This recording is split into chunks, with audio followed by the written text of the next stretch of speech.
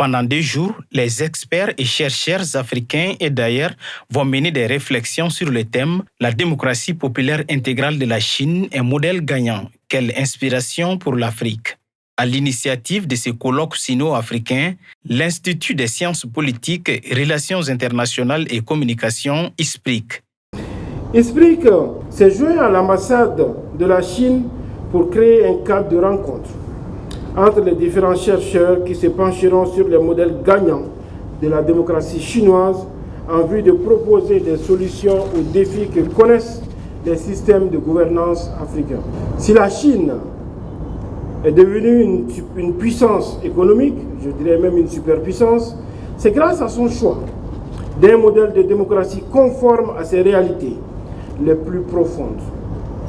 Pour l'ambassadeur de la République populaire de Chine au Mali, la démocratie chinoise répond bien aux besoins des populations de son pays. Selon un sondage de l'université Harvard américain, le taux de satisfaction du peuple chinois à l'égard du gouvernement chinois est de 93%.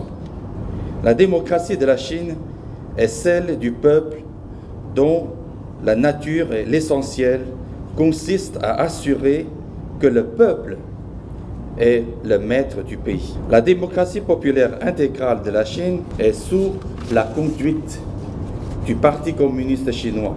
Chaque démocratie doit ainsi avoir ses racines dans la culture du peuple auquel elle s'applique, soutient le ministre des Affaires étrangères. Bien avant d'être des États modernes, l'Afrique avait des nations, des communautés de personnes guidées par un désir de vivre ensemble.